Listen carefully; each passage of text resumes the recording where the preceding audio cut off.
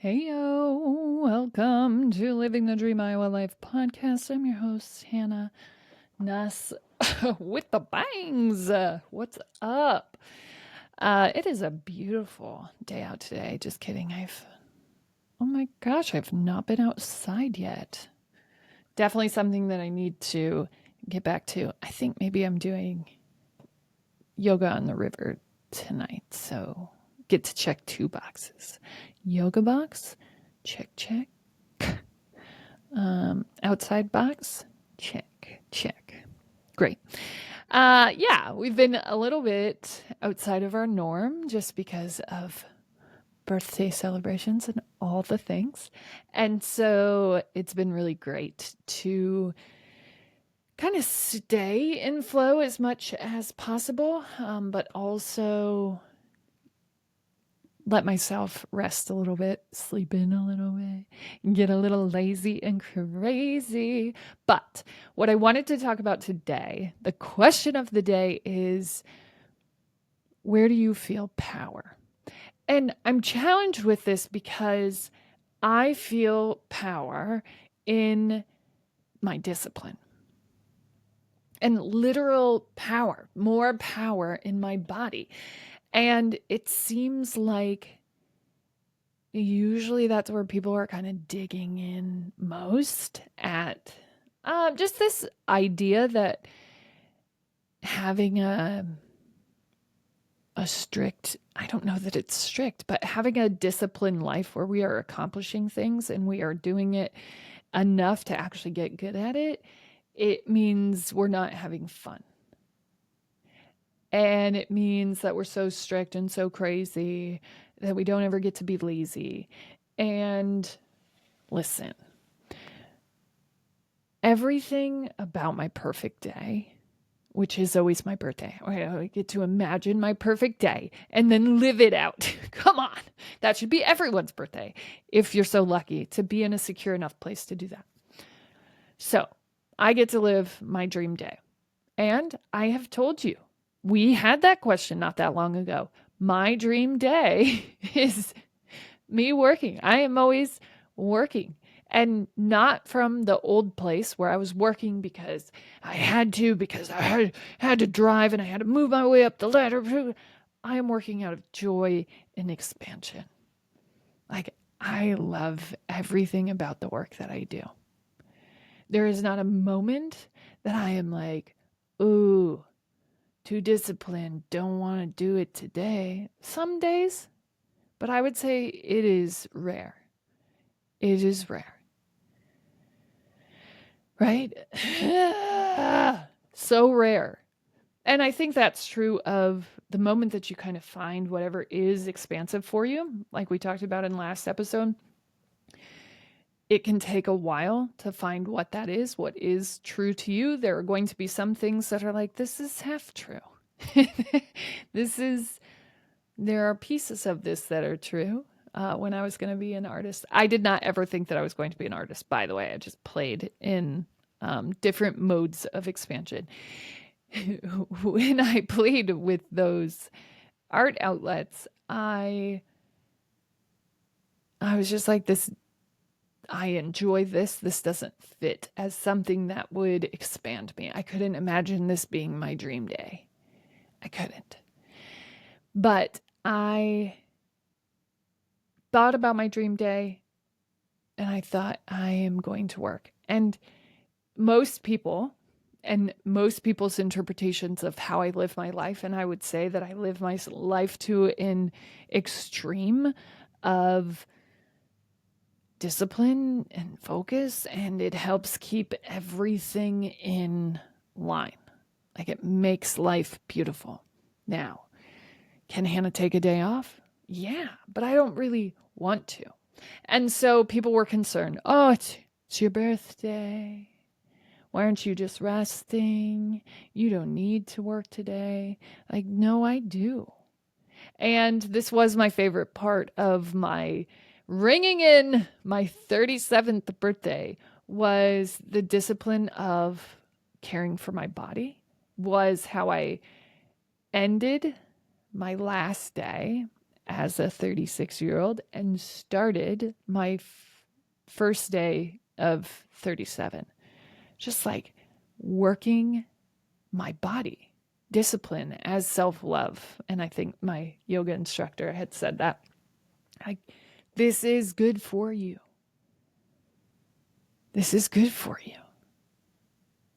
The pain, even today, I'm still feeling a little bit sore. And I told my husband, I'm like, that is the kind of body that I want to build for myself.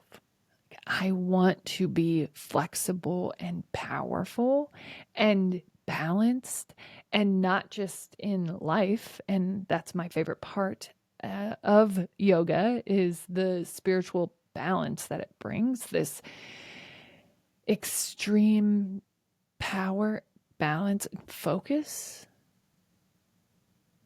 while usually slowly moving. Now, the class that I took was not very slow moving, but typically you're slow moving from these things, and non-power expressions of sport, of physicality, really challenge me, and always have. And it's important that I continue that challenge for myself. And so that's how I started my year, kind of grounding in the power of my own body, reminding myself how powerful my body always has been, what a beautiful tool it is, and just how capable it is. And so I really enjoyed that. And I enjoyed the power that comes from discipline. And I could have certainly been like, it is my birthday. I am going to sleep until noon. I am not going to wake up at 3 a.m. I am going to sleep till noon. And I am going to skip out on all of my responsibility for the day. I'm going to take the day off. But when you're in balance with your life, there isn't this call to escape. It's kind of this crazy thing.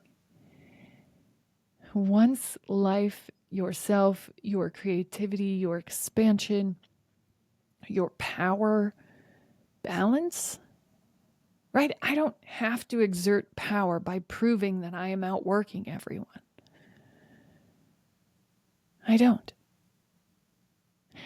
I don't have to work myself so hard that I work out of the ease that I requested from this life. I can structure what I want to do based on what my needs are, based on how I want that to look, based on care for myself first, care for my family first, everything else as a bonus.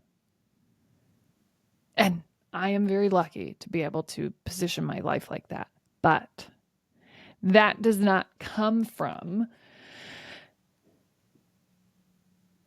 that ability to even structure, to trust yourself, to put in a structure like that, to trust your own discipline, your own power. The ability to do that does not happen overnight.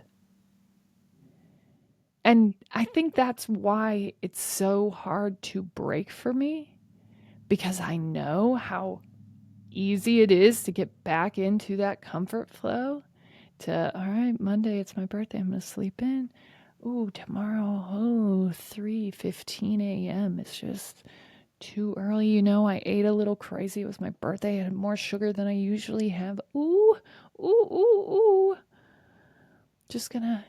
I'm gonna sleep in a little bit, and then that might trickle over into Wednesday if I did that. And I might just have not gotten a podcast recording on my normal day.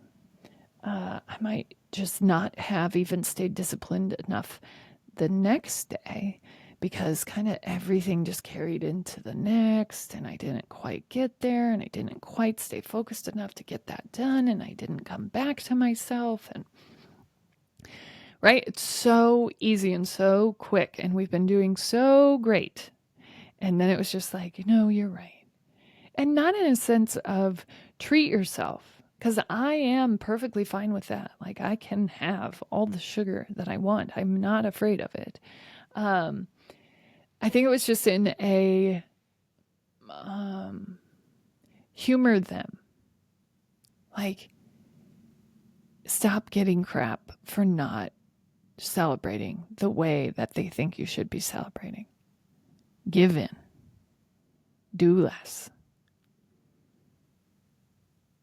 And it wasn't for me. It wasn't for the celebration of me. If I am loving and caring for myself right, if I am keeping myself in a place of power, discipline is the only thing that can do that for me. It just is. It's like I say budgets always seem like such a scary thing to me. I don't want a budget. Boundaries, no freedom, no adventure, no fun. Cut off forever from the good life. No, thank you. I'm out. Audi 5000. I'm out. I am all the way out. No, I don't want to do that. No budgeting for me. Thank you. Goodbye. But I do realize that the discipline of a budget actually allows for more freedom, more free-flowing conversation, less restriction, more, hey, I want to do this thing. What do you think? Yeah, we got plenty of money for that. That is not a problem. That is a great investment to make in ourselves. Let's do it.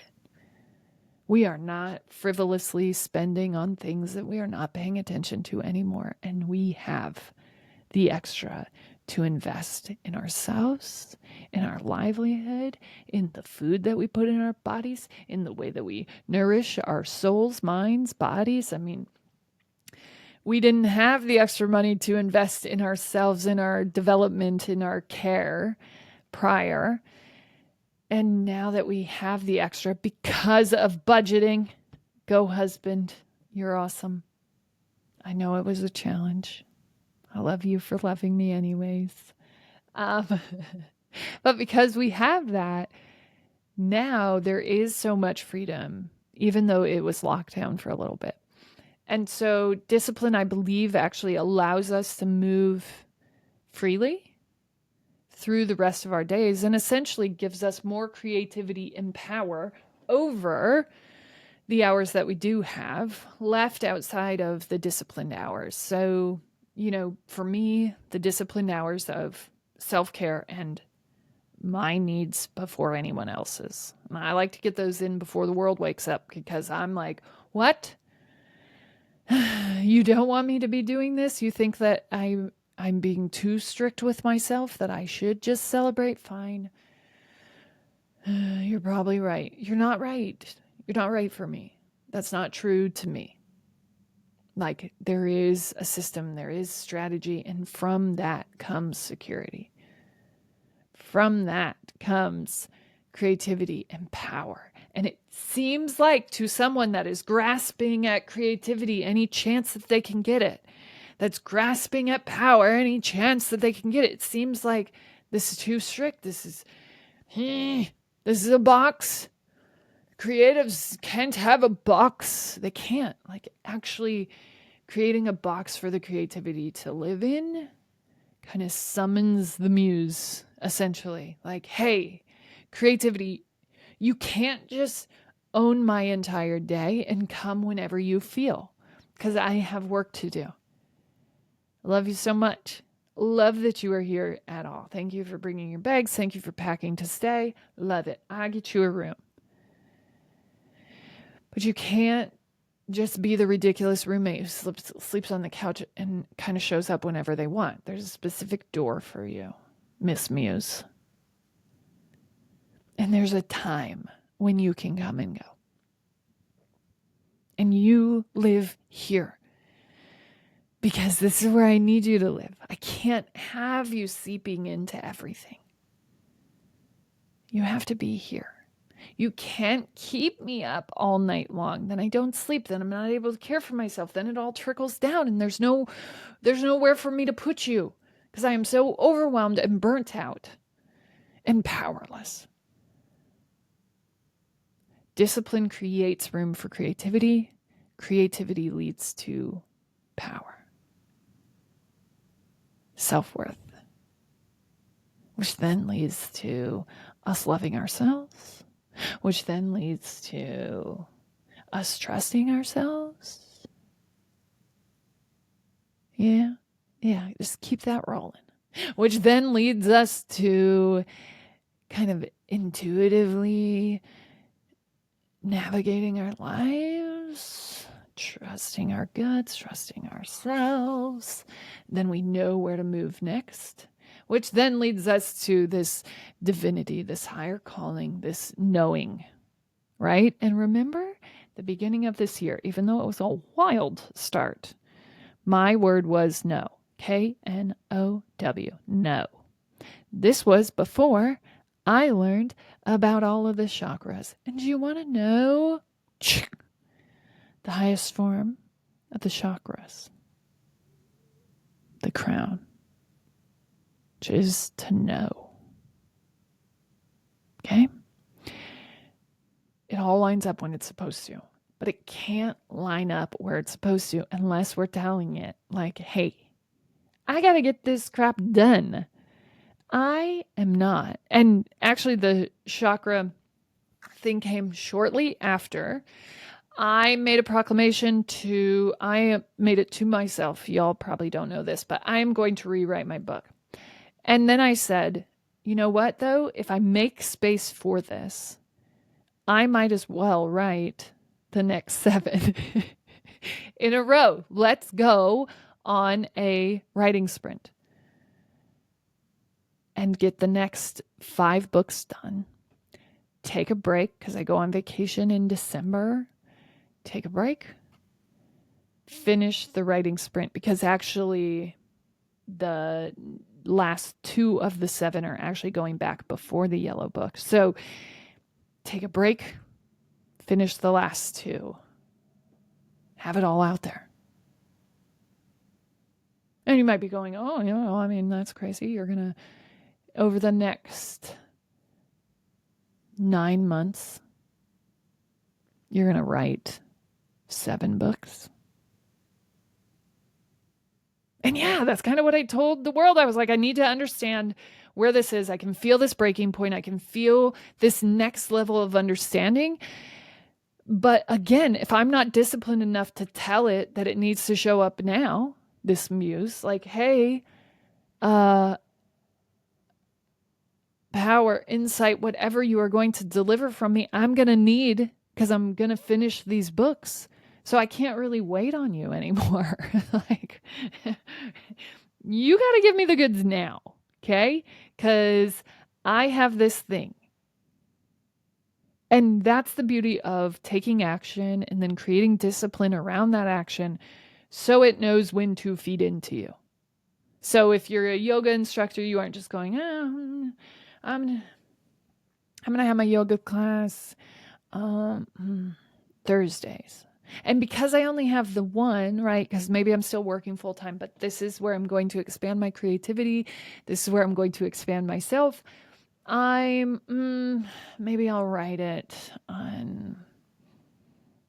before class. I'll get it done. I have a whole week. And we're undisciplined because we don't know how this moves and we don't really know what it takes. And so we do it right before class and it doesn't feel great and it doesn't go great because we just wrote it right before class and we didn't really have time to spiritually engage with it and sit with it. And so all of a sudden, people aren't loving our classes because they're not really getting what they wanted out of it because we keep just putting off our class plans until right before, and they're not all that intentional and they're not all that spiritual because they're just kind of rushed, and all of a sudden we don't like this thing anymore. But if we had given ourselves intentional time and we had said, I'm going to be disciplined in this every morning at 8 a.m. before I go into work, before I start getting ready for work, or maybe after, or wherever it's going to live. Every morning at 8 a.m., I am going to write a piece of the yoga practice from my own yoga practice in the morning, something that I liked, something that I pulled from this week.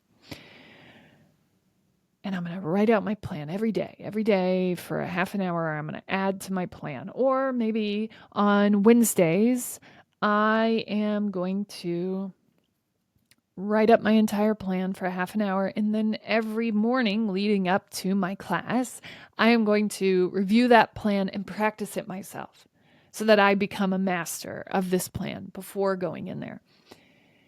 Well, now guess what? You got a process. You have discipline leading into your practice as a teacher, as a guide into this world. And you are guiding yourself through this world, through this practice that you are about to take all of us through that are watching you and coming to your class. And this is true for anything. And I think about the development over the last 7 years of this show, which has been anything but discipline, but we can build on a discipline skill.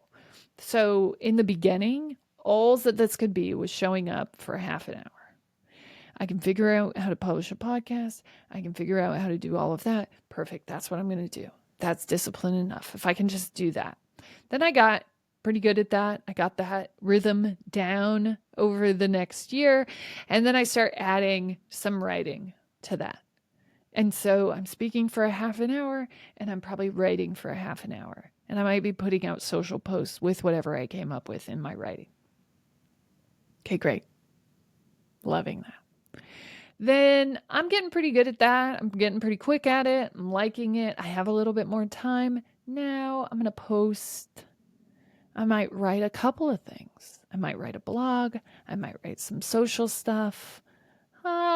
And then I just kind of kept building on that discipline, adding in a little bit more time because I had created this time and space and building out what this would be. And that really was the discipline. The discipline of the expansion came first. Like, how do we just do this thing? And this is typically how I teach all of my classes. Discipline first. Creativity and expansion later. We have to do the thing first, right? We have to be creative. We don't have to have it skilled because we can build in the discipline. We can understand how to do this thing and then we can do the thing. Great.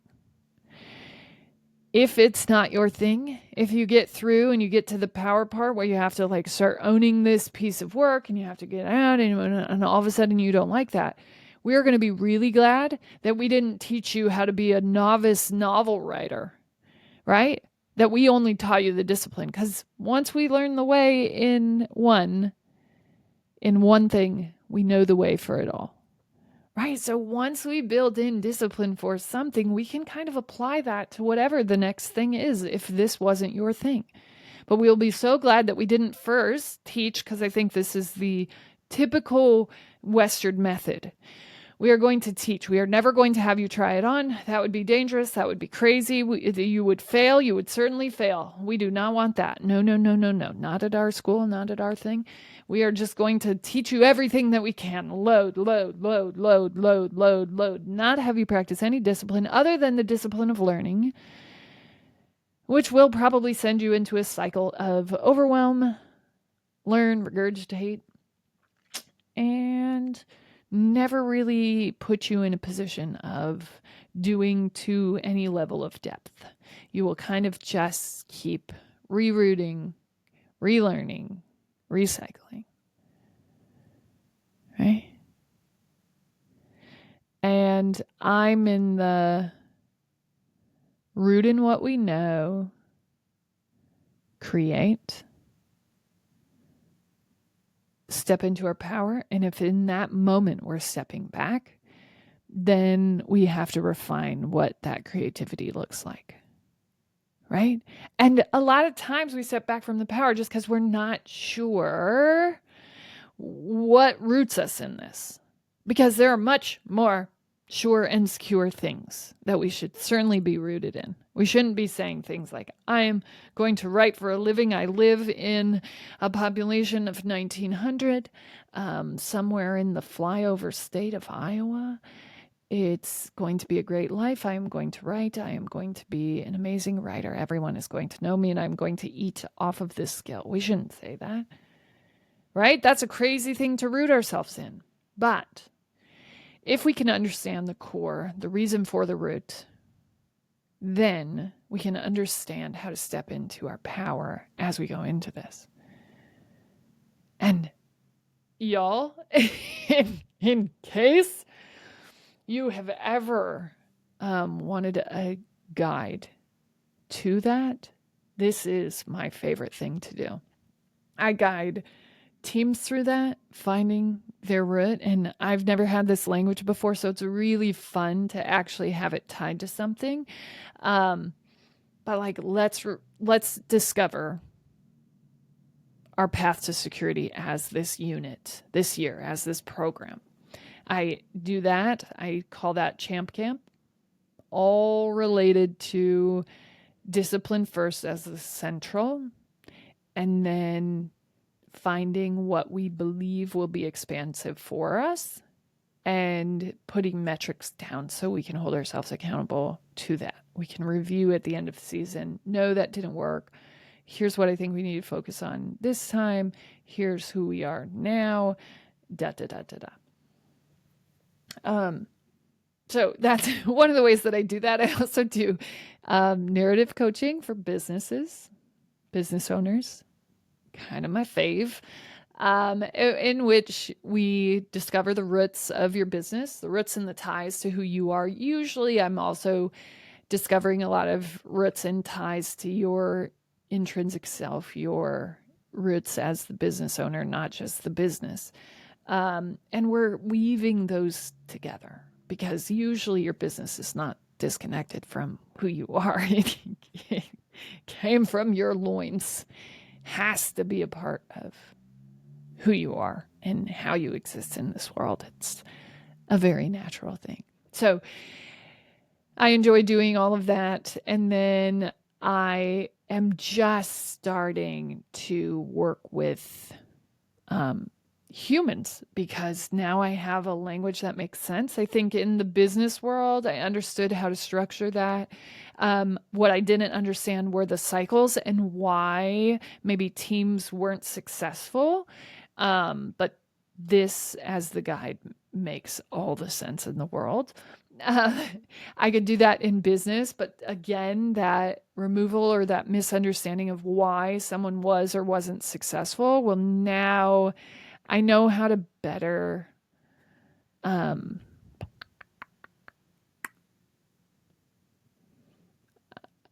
know what a brand fit for me is, and it definitely isn't someone who is unrooted, right? I said, rooted and rising. You can join my group. You can come into my secret garden if you are rooted first, because I can help you pull those things out, but you would have had to have wanted to root in the first place.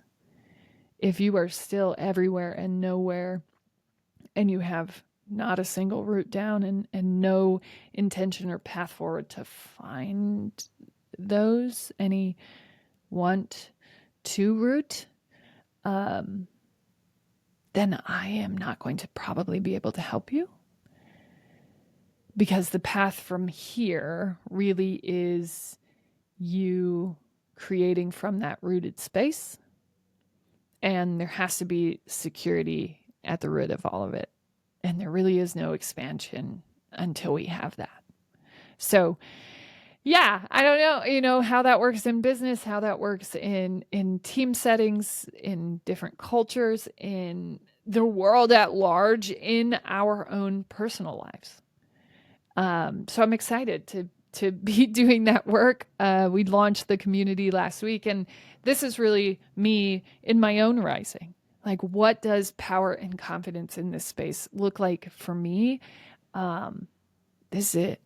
I love narrative coaching. I have toyed with it over the last 3 years. How do I do that? How do I do this?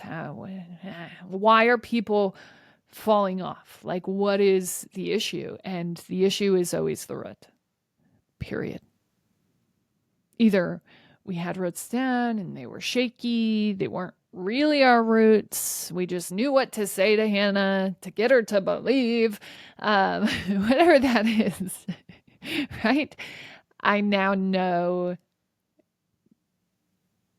what that is and why that's so important and what to look for in that. And I also want to work with people who are establishing new roots.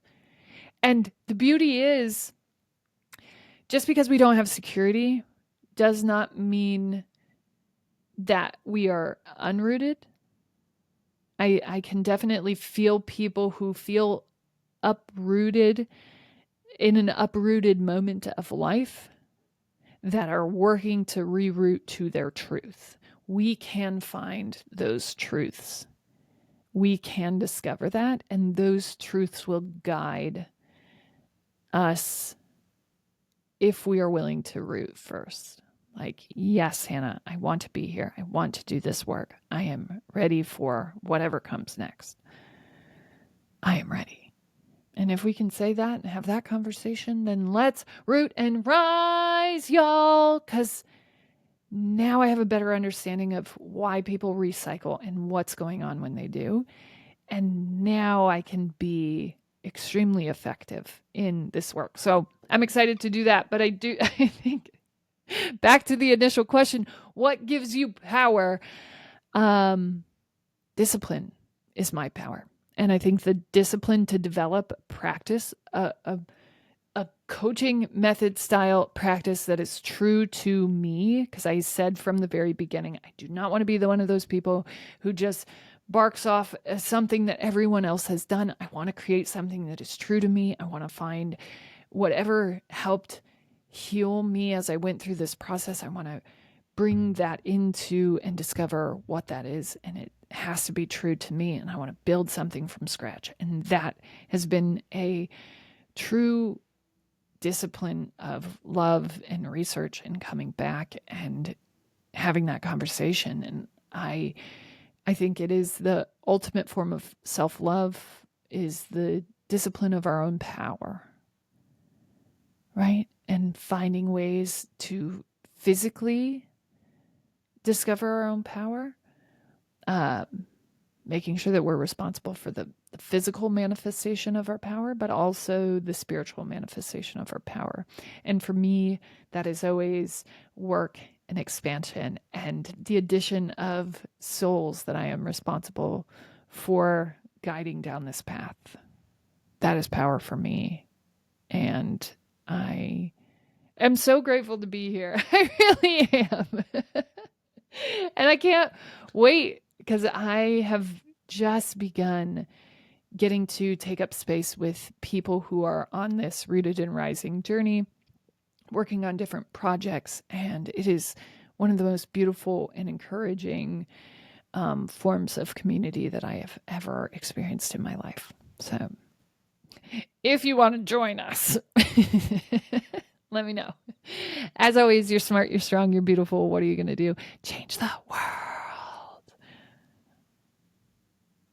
Oh, come on, you little mouse. Get down there. Welcome to Living the Dream Iowa Life. I'm your host, Hannah Nuss, and each weekday we'll share enthusiasm for what's possible and dive into the stories of Iowans living their dream lives right here in the heartland. Whether you're chasing a big goal or just looking for a little inspiration, we've got you covered. Let's change the world together. This is Living the Dream Iowa Life. Let's go.